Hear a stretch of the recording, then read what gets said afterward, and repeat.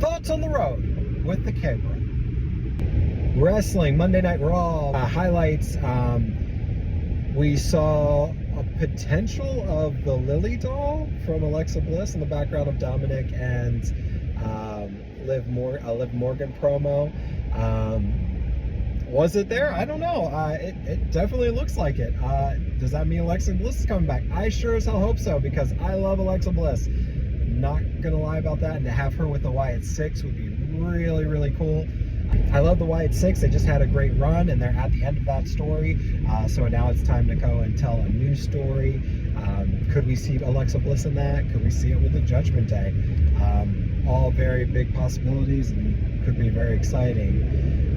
We saw the continuation of the story with Braun Strowman and Bronson Reed, and man, those are two meaty guys, and they are fighting and destroying things, and that's a fun thing. I'm not gonna lie, wrestling's awesome. I love the acrobatics, I love the Will Ospreays, I love the Kenny Omegas, I love the Rey Mysterios, I love that style of wrestling, but I also like the big wrestling where they're really strong and they're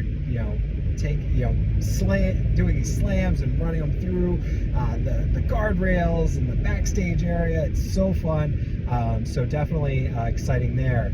We saw a little bit more tension in the New Day. Could we see them breaking up? Could we see Xavier Woods turning heel? He has been a great heel in the past. Definitely something that would be fun. But they've been talking about, they're coming on their 10-year anniversary. I think they want to make it to there and then maybe break up there, which would be cool either way. Have a feud between Kofi Kingston and Xavier Woods. I know that they would be great together, and it would be fun to see what Xavier Woods can do outside of a group. He's a very talented individual, and it'd be exciting to see. We did get a vignette of a group that we're not sure of. A lot of people are saying Pento and Rey Fenix. I've seen a lot of the War Raiders. I'm hoping War Raiders, I can see that more than I can see Pento and Rey Fenix right now. So very excited for that. I love the War Raiders. They're a great tag team.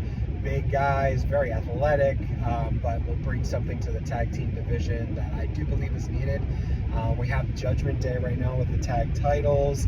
Not that that's bad, it's just it doesn't seem like the tag division is what it could be, especially on Raw.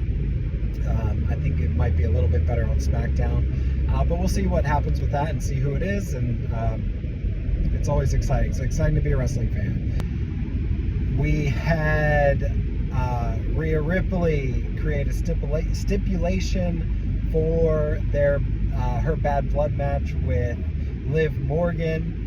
We're not getting the custody of Dominic Mysterio match that we all wanted, but we are getting something pretty cool where Dominic Mysterio is going to be in a shark cage above the ring. Those are always fun. It's always creative. It can be creative with storytelling and be entertaining, and to see him up there would be funny. So definitely excited about that. They moved along the Drew McIntyre CM Punk story with a promo from Drew McIntyre. This feud is amazing. It's lasted so long, especially with CM Punk having an injury. They have really done a good job in having Hell in a Cell at Bad Blood. Obviously, Bad Blood pay-per-view is known for its Hell in a Cell matches. In the main event, the first ever Hell in a Cell match, Undertaker, Shawn Michaels, happened in '97 at Bad Blood. So it'll be exciting to see this match. Two great wrestlers can definitely put on a clinic, and great storytelling. Will this be the end? Most likely. It seems kind of final with this match, but we've had this feud going on for a long time, so I think it's a perfect time to end it, and it'll be exciting to see that conclusion come up at Bad Blood. And finally, the other piece of big news, we have a new Intercontinental Champion. Jey Uso finally did it. Main event Jey Uso. Very excited for him. First singles title. He's had a hell of a singles run, which is incredible. You just never know with these tag teams breaking up, especially the Usos, who have been around just for so long. Jey Uso has really taken the spotlight, got some exciting things ahead of him, but his first stop was the Intercontinental Championship. I think a lot of people thought Braun Breaker was just going to run through him, and I could have seen it going that way, absolutely. I could have seen him having a short run too, and there's nothing wrong with either of those. I love that they put the title on him. I would love to see Braun Breaker and Jey Uso again. I don't know if Braun Breaker's going face. I know that's a rumor that I heard. But we'll see what happens. But I always enjoyed when the title kind of went back and forth between two competitors and continued rivalry. It doesn't work for everyone, but there's definitely some benefits in doing that, like continuing a story by having the title bounce it back and forth a little bit. So whatever they do is fun. They don't have to do a long title run for everyone. We saw it with Roman Reigns, obviously, who had probably the most success with the WWE Championship. We saw it with a previous Intercontinental Champion in Gunther. He had a long run with the Intercontinental Championship, 660 some days. It's fun to see those long reigns, but it's also fun to see the title move around and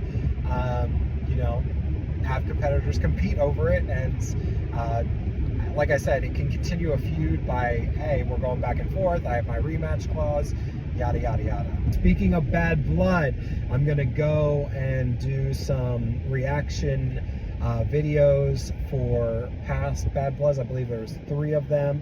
One in '97, which was the first one, In Your House Bad Blood.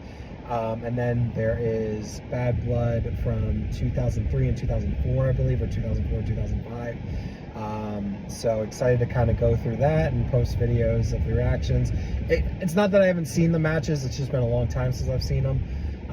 But it's still, I think, long enough that I'll still have reaction to them. And I love wrestling, so perfect fit there. So very exciting things happening there.